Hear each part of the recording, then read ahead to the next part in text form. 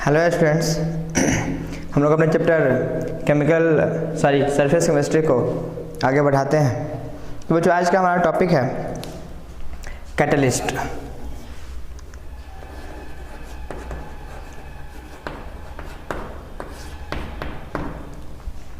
Catalyst क्या है बच्चों? कैटलिस्ट एक ऐसा सब्सटेंस है जो किसी भी केमिकल रिएक्शन के रेट को बढ़ा देता है या घटा देता है बिना किसी भी प्रकार का अपने में परिवर्तन हुए। मतलब हम लोग कह सकते हैं कि catalyst is a substance which increases और decreases the rate of reaction without undergoing any change in it self.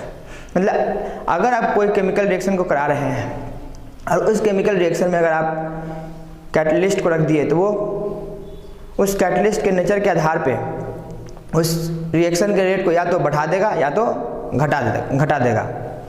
और ये भी ध्यान रहे कि रिएक्शन होने के बाद कैटलिस्ट के अमाउंट में किसी प्रकार की कोई चेंजिंग नहीं होगी। कैटलिस्ट का अमाउंट डिफर नहीं करेगा। जितना अमाउंट ऑफ कैटलिस्ट आप लोग रिएक्शन से पहले रखे थे उतना ही अमाउंट ऑफ कैटलिस्ट जो है रिएक्शन के बाद भी आपको प्राप्त होगा। मतलब किसी प्रकार का कोई भी चेंजिंग कैटलिस्ट के अमाउंट में नहीं होता है, लेकिन वह उस रिएक्शन के रेट को या तो बढ़ा देता है या तो घटा देता है। तो जो मैटर है कि आखिरकार कैसे बिना कोई चेंज मतलब कैटलिस्ट के अमाउंट में कोई चेंज भी नहीं हो रहा है, रिएक्शन के रेट को बढ़ा या घटा भी दे रहा है, ये तो चमत्कार जैसा है। तो आखिरकार ये चमत्कार हुआ कैसे? तो बच्चों, होता क्या है एक्चुअली कि जो भी रिएक्टेंट्स होते हैं किसी भी कंटेनर में, जब आप कैटलिस्ट को रखते हैं ना तो कैटलिस्ट के सरफेस पे वो रिएक्टेंट्स आपस में क्या हो जाते हैं, रिएक्टेंट जो है से उसके सरफेस पे जाके एडजॉर्ब हो जाते हैं। और जैसे ही कहने का मतलब है कि कैटलिस्ट के सरफेस पे जाकर के अगर रिएक्टेंट एडजॉर्ब होगा तो पर यूनिट वॉल्यूम जो होगा वो घट जाएगा, जिस कारण से नंबर ऑफ इफेक्टिव कोलिजन क्या हो जाएगा बच्चों, बढ़ जाएगा। तो जैसे ही इफेक्टिव कोलिजन की संख्या बढ़ेगी तो क्या कहेंगे हम लोग कि रेट ऑफ रिएक्शन इंक्रीज कर जाएगा। मैं बोल रहा हूँ बच्चों कि जब किसी भी केमिकल रिएक्शन में जब आप रिएक्टेंट को लेते हैं तो रिएक्टेंट को लेने के साथ साथ आप क्या काम कीजिए कि एक छोटे से अमाउंट में कैटलिस्ट को भी रख दीजिए। कैटलिस्ट को रखने के बाद जैसे रिएक्शन स्टार्ट होता है तो रिएक्टेंट जो होते हैं वो कैटलिस्ट के सरफेस पे जाके क्या हो जाते हैं, एडजॉर्ब हो जाते हैं, जिस कारण से वहाँ पर नंबर ऑफ इफेक्टिव कोलिजन क्या हो जाता है बच्चों, बढ़ जाता है। जैसे ही नंबर ऑफ इफेक्टिव कोलिजन बढ़ेगा तो ऑटोमेटिकली जो है रेट ऑफ रिएक्शन को वो क्या कर देगा, या तो बढ़ा। नंबर ऑफ इफेक्टिव कोलिजन बढ़ेगा मतलब रेट ऑफ रिएक्शन को बढ़ा देगा, और इफेक्टिव कोलिजन की संख्या को घटाएगा तो निश्चित रूप से रेट ऑफ रिएक्शन को वो क्या कर देगा, घटा देगा।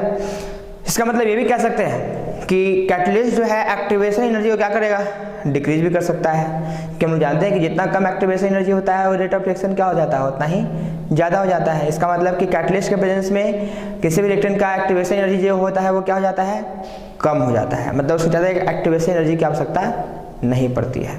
तो निश्चित रूप से catalyst decreases the activation energy of any substance during a chemical reaction. तो बच्चों, इसका डेफिनेशन क्या लिखेंगे हम लोग कि catalyst is a substance, catalyst is a substance which increases or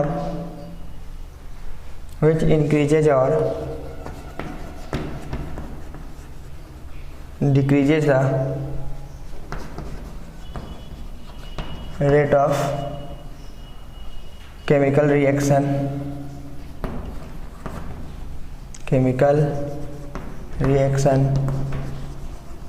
without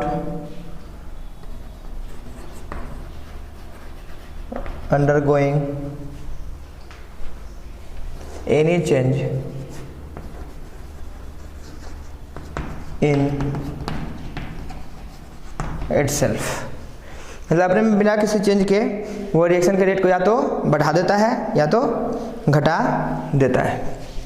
तो बच्चों हम लोग एक छोटे से पॉइंट में ये भी कह सकते हैं, हाँ ध्यान रहे कि लिख सकते हैं हम लोग छोटे से पॉइंट में कि कैटलिस्ट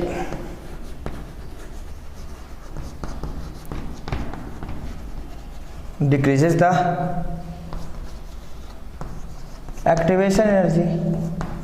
और बच्चों एक्टिवेशन एनर्जी कम हो जाएगा तो निश्चित रूप से थ्रेशोल्ड एनर्जी भी क्या हो जाएगा, कम हो जाएगा। Decreases the activation energy and threshold energy. अब बच्चों कैटलिस्ट को हम लोग क्या करेंगे, थोड़ा सा कैटेगराइज करेंगे, उसको क्लासिफाइड करेंगे। उससे पहले छोटा सा हम लोग एक ग्राफ को देखते हैं। मान लीजिए कि कोई रिएक्शन है, यहाँ से स्टार्ट हुआ और विदाउट कैटलिस्ट के प्रेजेंस में रिएक्शन कुछ इस तरीके से हो गया। ठीक है, यहाँ रिएक्टेंट है बच्चों, यहाँ प्रोडक्ट है, ये हमारा एनर्जी का एक्सेस हो गया और ये हमारा प्रोग्रेस ऑफ रिएक्शन हो गया। अब कह रहे हैं कि ये ग्राफ तब हम लोगों का ऑब्टेन हुआ है जब कैटलिस्ट एब्सेंस था, मतलब कैटलिस्ट नहीं था। अब हम मान रहे हैं कि कोई ऐसा कैटलिस्ट है जो रिएक्शन के रेट को बढ़ा दे रहा है। तो बच्चों ध्यान रहे, अभी तो एक्टिवेशन एनर्जी किसका, इसका जो है कहाँ तक है, कुछ इतना है एक्टिवेशन एनर्जी। अब कैटलिस्ट वैसा ले रहे हैं जो रिएक्शन के रेट को क्या कर दे रहा है, बढ़ा दे रहा है। तो यानी कि रिएक्शन जल्दी होगा तो थ्रेशोल्ड एनर्जी भी घट जाएगा और एक्टिवेशन एनर्जी भी घट जाएगा। तो देखिए क्या हो जाएगा, एक्चुअली मैं उसको डॉटेड लाइन के द्वारा दिखा दे रहा हूँ। अब कैटलिस्ट के प्रेजेंस में रिएक्शन कुछ इस तरीके से हो गया, तो इसको लिखते हैं presence of catalyst, presence of catalyst. और ये क्या हो जाएगा बच्चों, एब्सेंस ऑफ कैटलिस्ट। देख रहे हैं आप, अब जो है इसका एक्टिवेशन एनर्जी कुछ इतना हो गया, घट गया ना बच्चों पहले के रिस्पेक्ट में। एक्टिवेशन एनर्जी यहाँ से यहाँ तक हो गया एक्टिवेशन एनर्जी, और थ्रेशोल्ड एनर्जी कहीं यहीं हो गया और without the presence of catalyst threshold energy कहीं इस जगह पे था। तो हम लोग फिर अलग अलग कैटलिस्ट के बारे में चर्चा करेंगे कि हाँ कि कौन जो है बढ़ाएगा कौन घटाएगा, ठीक है ना। तो इसके लिए ज़्यादा भी परेशान नहीं होना है आप लोग को। अब बच्चों हम लोग कैटलिस्ट को क्लासिफाई करते हैं on the basis of physical state, ठीक है ना। कैटलिस्ट को कैटेगराइज करते हैं, कैटलिस्ट को क्लासिफाइड करते हैं on the basis of physical state, classification of catalyst on the basis of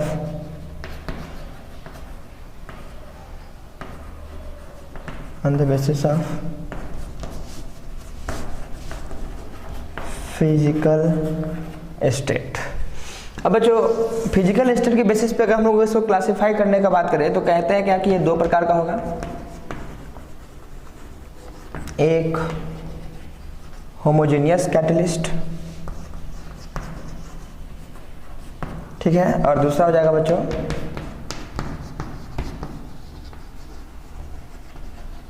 heterogeneous catalyst. बच्चों on the basis of physical state catalyst will be classified into two catalyst, first homogeneous catalyst और second heterogeneous catalyst. अब हम लोग homogeneous catalyst के बारे में बात करते हैं। क्या है हमारा होमोजेनियस कैटलिस्ट? तो बच्चों कहते हैं क्या कि कोई केमिकल रिएक्शन हो रहा है और किसी भी केमिकल रिएक्शन के लिए रिएक्टेंट, प्रोडक्ट और कैटलिस्ट तीनों सेम फिजिकल स्टेट में है, तीनों का तीनों सेम फिजिकल स्टेट में है। तो कहते हैं कि वहाँ पर जो कैटलिस्ट होगा वो क्या कहलाएगा, होमोजेनियस कैटलिस्ट, और वो फेनोमेनन बच्चों होमोजेनियस कैटलिसिस कहलाएगा। तो कैटलिस्ट के फेनोमेनन को हम लोग क्या कहते हैं, कैटलिसिस भी कहते हैं, ठीक है ना। तो होमोजेनियस कैटलिस्ट की बात करेंगे तो कहेंगे if in a chemical reaction reactant, product and the catalyst are in same physical state, then it is known as homogeneous catalyst. If in a chemical reaction,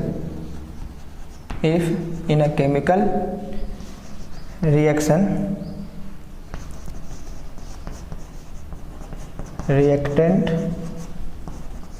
product and catalyst are in same physical state,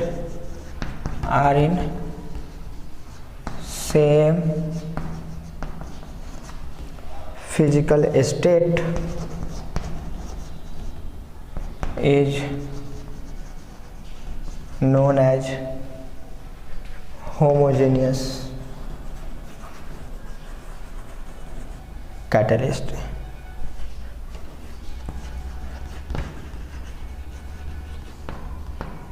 homogeneous catalyst. अब बच्चों homogeneous catalyst का कोई example हमारे सामने आया तो देखिए आप CO2 CO SO2 plus O2 arrow NO into SO3, मतलब SO2 का रिएक्शन O2 के प्रेजेंस में हो रहा है, SO2 का रिएक्शन O2 के साथ हो रहा है और वो SO2 O2 के साथ रिएक्शन करके SO3 में कन्वर्ट हो रहा है। अब बच्चों यहाँ पे हम लोग जो ले रहे हैं कैटलिस्ट वो क्या है NO, तो कहते हैं क्या कि सल्फर डाइऑक्साइड भी हमारा कौन से स्टेट में है बच्चों, गैसेस स्टेट में है, O2 भी हमारा गैसेस स्टेट में है और ये भी बच्चों हमारा गैसेस स्टेट में ही होता है और ये भी गैसेस स्टेट में है। तो क्या देख रहे हैं कि तीनों का तीनों क्या है, गैसेस स्टेट में है, चाहे रिएक्टेंट हो, प्रोडक्ट हो या कैटलिस्ट हो। तो तीनों का तीनों अगर सेम फिजिकल स्टेट में रहेगा तो उस कैटलिस्ट को क्या कहेंगे हम लोग, होमोजेनियस कैटलिस्ट, और फिनोमेनन को क्या कहेंगे, होमोजेनियस कैटालिसिस। या एक और एग्जांपल हम लोग कह सकते हैं कि CH3CHO, बच्चों ये भी गैसेस स्टेट में होता है, इन presence of I2 vapour, it will be converted into CH4 plus CO, आप जानते हैं कि मीथेन में क्या होता है, गैस ही होता है, कार्बन मोनोऑक्साइड भी गैस होता है। अब देख रहे हैं क्या हम लोग कि तीनों का तीनों सेम फिजिकल स्टेट में है, तो यहाँ से हम लोग कहेंगे क्या कि ये जो हमारा कैटलिसिस है ये जो रिएक्शन है हमारा, इस रिएक्शन में जो कैटलिस्ट है उसको क्या कहेंगे हम लोग, होमोजेनियस कैटलिस्ट कहेंगे। अब हम लोग बच्चों हेट्रोजेनियस कैटलिस्ट के बारे में बात कर लेते हैं कि क्या है हेट्रोजेनियस कैटलिस्ट।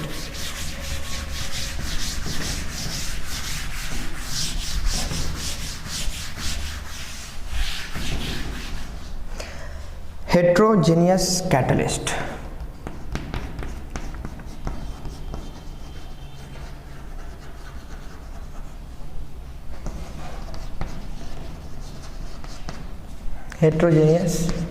कैटलिस्ट क्या है बच्चों, heterogeneous catalyst.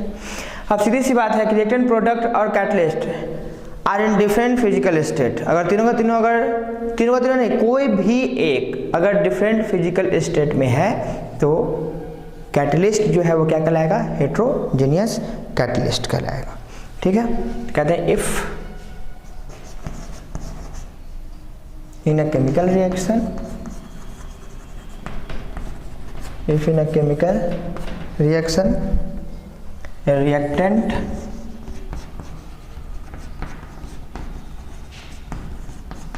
product and the catalyst, one of them are in different physical state,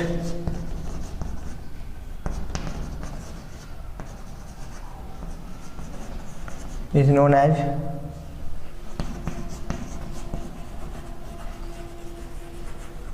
heterogeneous catalyst। ठीक है बच्चों, जैसे N2 plus H2 arrow NH3। और बच्चों ये क्या है, ये गैस फॉर्म में है, ये भी गैस फॉर्म में है, ये भी गैस फॉर्म में। हम लोग जानते हैं कि हमारा Fe मेटल है, मेटल जो होता है वो कौन से स्टेट में होता है, सॉलिड स्टेट में होता है। तो क्या देख रहे हैं यहाँ पे हम लोग, ये सबका सब सेम फेज में है, लेकिन यहाँ पर क्या है, कैटलिस्ट हमारा डिफरेंट फिजिकल स्टेट में है। तो कोई भी रिएक्टेंट हो या प्रोडक्ट हो या कैटलिस्ट, तीनों में से कोई भी एक अगर जो है अलग फिजिकल स्टेट में है तो वहाँ जो कैटलिस्ट होगा उसको हम लोग क्या बोलेंगे, हेट्रोजीनियस कैटलिस्ट कहेंगे। अब बच्चों इस तरीके से हम लोगों ने on the basis of physical state catalyst को क्लासिफाइड कर लिया है। और फिर फाइनली अब हम लोग जो है क्लासिफिकेशन, एक और क्लासिफिकेशन पढ़ने जा रहे हैं हम लोग कैटलिस्ट का, on the basis of rate of reaction, on the basis of rate of reaction, classification of catalyst on the basis of rate of reaction. अब बच्चों इस तरीके से कहते हैं क्या कि कैटलिस्ट दो प्रकार का होता है, एक पॉजिटिव कैटलिस्ट, एक पॉजिटिव कैटलिस्ट, और दूसरा होता है बच्चों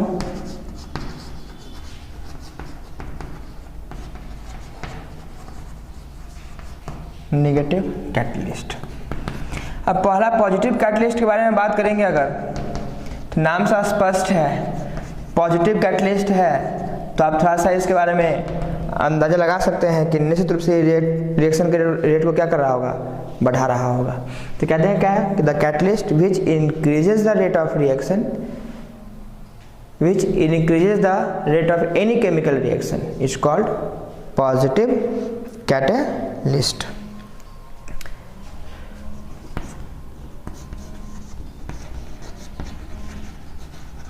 The catalyst which increases the rate of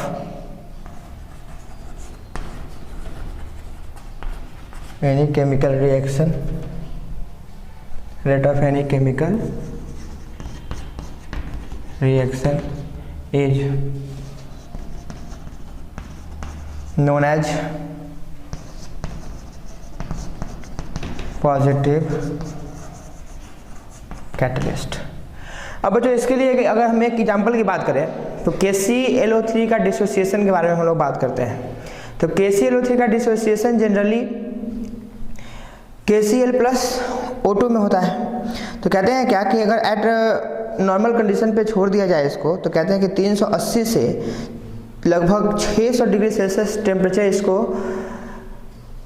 तोड़ने के लिए देना पड़ता है। यानी KClO3 को अगर ब्रेक करना है without the presence of catalyst तो उसको लगभग 380 से 600 डिग्री सेल्सियस टेम्परेचर देना पड़ेगा। लेकिन वहीं पे अगर हम लोग एक कैटलिस्ट का यूज कर लेते हैं जैसे MnO2 मैग्नीज डाइऑक्साइड, तो उस रिएक्शन को होने के लिए मात्र आपको 200 से 360 डिग्री सेल्सियस टेम्परेचर ही देना पड़ता है। मतलब अगर KClO3 का डिसोसिएशन आपको दिखाना है तो एट नॉर्मल कंडीशन इसको हीट करने पर जो है ये KCl+O2 में कन्वर्ट हो जाता है, KCl+O2 में कन्वर्ट हो जाता है। और इसको कन्वर्ट होने में लगभग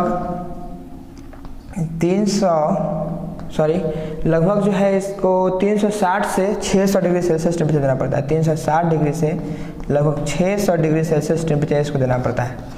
लेकिन वही अगर KClO3 को इन presence of manganese dioxide reaction कराया जाए या इसको हीट किया जाए, तो हीट करने के लिए सिर्फ और सिर्फ इसको 200 से 360 डिग्री सेल्सियस टेम्परेचर ही मैक्सिमम देना पड़ता है, 200 डिग्री सेल्सियस से 360, और ये आसानी से KCl+O2 में कन्वर्ट हो जाता है बच्चों। तो हम लोग क्या देख पा रहे हैं कि टेम्परेचर कम देना पड़ा due to the presence of catalyst, तो ऑटोमेटिकली हम लोग कहते हैं टेम्परेचर कम हो जाएगा तो एक्टिवेशन एनर्जी क्या हो जाएगी बच्चों, कम हो जाएगी, थ्रेशोल्ड एनर्जी भी क्या हो जाएगी, कम हो जाएगी। तो हम लोग कह रहे हैं क्या, देखो यहाँ पे without the presence of catalyst KClO3 will be converted into KCl+O2 in presence of 360 degree Celsius temperature to 600 degree Celsius temperature. But when we are taken manganese dioxide as a catalyst, KClO3 will be converted into KCl and O2 only at the temperature of 200 degree Celsius to 360 degree Celsius temperature. तो इस तरीके से हम लोग देख रहे हैं कि कैटलिस्ट का क्या रोल है किसी भी केमिकल रिएक्शन में। अब बच्चों हम लोग अपना अगले क्लासिफिकेशन की ओर बढ़ते हैं। सॉरी, अगला जो है हमारा जो टॉपिक है नेगेटिव कैटलिस्ट, उसके बारे में हम लोग क्या कर लेते हैं, बात कर लेते हैं। तो नेगेटिव कैटलिस्ट है तो बहुत टफ नहीं है इसको बताना, सीधी सी बात है। आप लोग अंदाज़ा लगा लिए हैं कि एक रिएक्शन के रेट को बढ़ा रहा है तो ऑटोमेटिक वो दूसरा रिएक्शन के रेट को क्या कर रहा होगा, घटा रहा होगा। तो क्या कहेंगे, the catalyst which decreases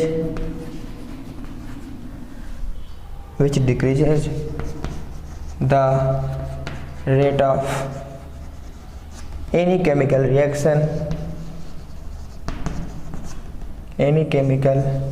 reaction is known as what? Negative catalyst। Negative catalyst, ठीक है बच्चों।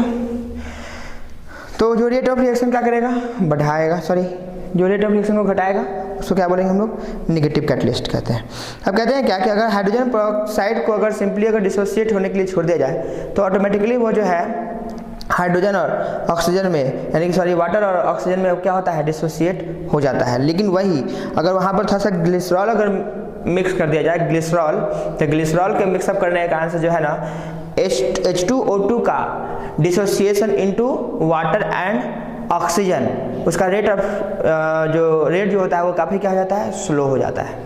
तो अगर H2O2 को नॉर्मली छोड़ दिया जाए तो वो एट नॉर्मल कंडीशन जो है आसानी से जो है H2O प्लस O2 में क्या हो जाता है बच्चों, डिसोसिएट हो जाता है। लेकिन वहीं अगर H2O2 के साथ ग्लिसरॉल को ले लिया जाए तो वहाँ से भी H2O प्लस O2 में कन्वर्ट होगा, बट रेट ऑफ रिएक्शन जो होगा इसका वो क्या हो जाएगा, काफ़ी स्लो हो जाएगा।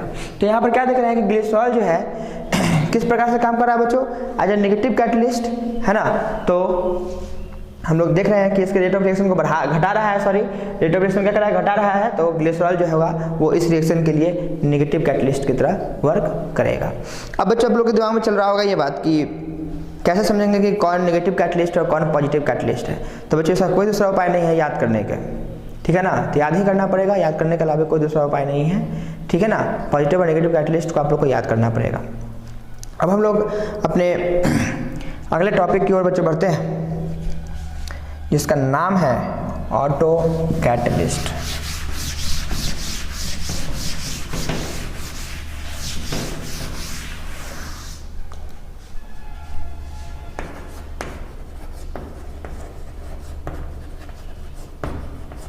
ऑटो कैटलिस्ट, अब कहते हैं कि ऑटो कैटलिस्ट जो है एक ऐसा कैटलिस्ट है जो किसी भी केमिकल रिएक्शन के दौरान एज अ प्रोडक्ट बनता है, ठीक है ना बच्चों।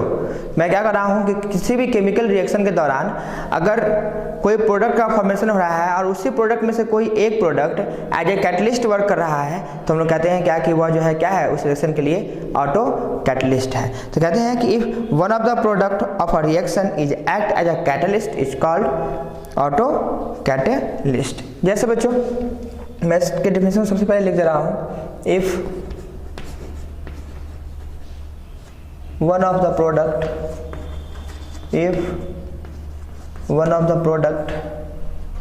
is act as a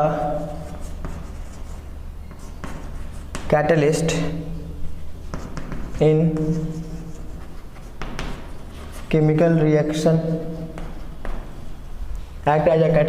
chemical reaction is called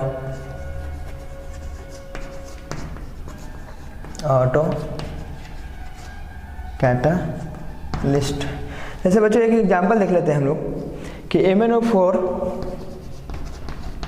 minus plus C2O4 minus arrow Mn2 plus plus बनता है बच्चों CO2। तो कहते हैं क्या कि ये जो हमारा केमिकल रिएक्शन है, इस केमिकल रिएक्शन में जैसे जैसे MnO2 का फॉर्मेशन होता जाता है ना, वैसे वैसे इसका जो है रेट ऑफ रिएक्शन क्या हो जाता है, बढ़ता जाता है। तो यहाँ पर क्या देख रहे हैं, प्रोडक्ट का ही कोई एक प्रोडक्ट में ही कोई एक जो है वो सब्सटेंस जो है वो कैटलिस्ट की तरह वर्क कर रहा है, तो हम लोग उस तरीके के कैटलिस्ट को कहते हैं ऑटो कैटलिस्ट। ठीक है ना बच्चों। कहने का मतलब क्या कि जैसे ही इसका प्रोडक्शन होगा, है ना, और इसके सरफेस पर इन सारे सब्सटेंस का एक्युमुलेशन हो जाएगा, और इसके एक्युमुलेशन होने के कारण से जो है इफेक्टिव कोलिजन की संख्या क्या हो जाती है, बढ़ जाती है, और इफेक्टिव कोलिजन की संख्या बढ़ने के कारण से जो है रेट ऑफ रिएक्शन क्या हो जाता है, बढ़ जाता है। आपका जो लोग नए पहला बार वीडियो देख रहे होंगे सरफेस केमिस्ट्री या इससे पहले का केमिकल काइनेटिक्स वगैरह नहीं देखे हैं, तो उन लोगों को लग रहा होगा कि ये थ्रेशोल्ड एनर्जी क्या है, एक्टिवेशन एनर्जी क्या है, ठीक है ना। तो ध्यान रहे आपको, आप जब तक केमिकल काइनेटिक्स को नहीं पढ़ेंगे तब तक जो है ये सब बारे में आपको जानकारी नहीं होगा।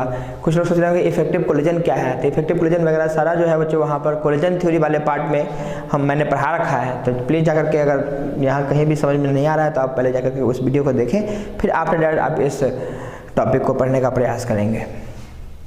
तो बच्चों ये तो हमारा हो गया auto catalyst. Now we are going to study about promoter।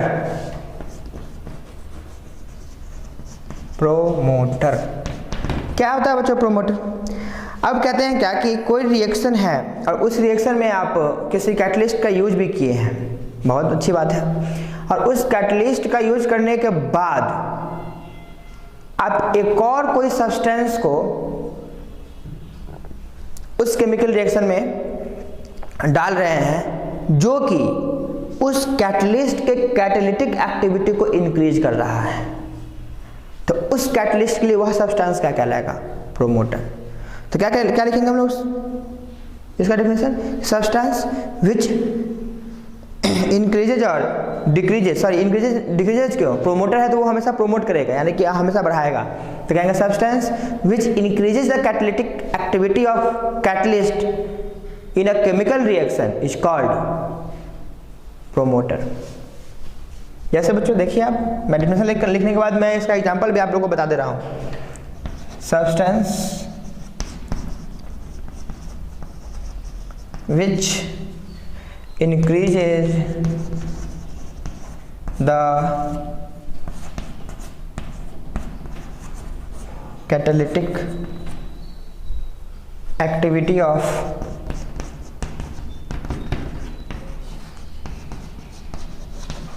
catalyst during a chemical reaction is called promoter, is called promoter। जैसे आप रिएक्शन यह ले लीजिए N2 plus thrice H2 arrow twice NH3 का फॉर्मेशन होता है। थोड़ी देर पहले मैंने बताया है कि Fe के प्रेजेंस में रिएक्शन होता है। अब Fe के साथ आप मॉलिब्डेनम ले लीजिए एक एलिमेंट, तो ये मॉलिब्डेनम जो है Fe के कैटालिटिक एक्टिविटी को क्या करता है, बढ़ा देता है, तो रेट ऑफ रिएक्शन और बढ़ जाएगा बच्चों, ठीक है ना। कैटालिटिक एक्टिविटी को बढ़ाने का मतलब क्या, कि सीधी सी बात है, प्रोमोटर है तो निश्चित रूप से रेट ऑफ रिएक्शन क्या करेगा, बढ़ाएगा। तो कहने का मतलब है कि Fe जितना रेट से काम कर रहा होगा एज ए कैटलिस्ट, मॉलिब्डेनम को साथ में जब ले लेंगे तो उससे और ज़्यादा रेट से जो है Fe जो है एज ए कैटलिस्ट वर्क करना स्टार्ट कर देगा, मतलब रेट ऑफ रिएक्शन को और वो क्या कर देगा, बढ़ा देगा। अब बच्चों हम लोग प्रोमोटर को भी देख लिए हैं,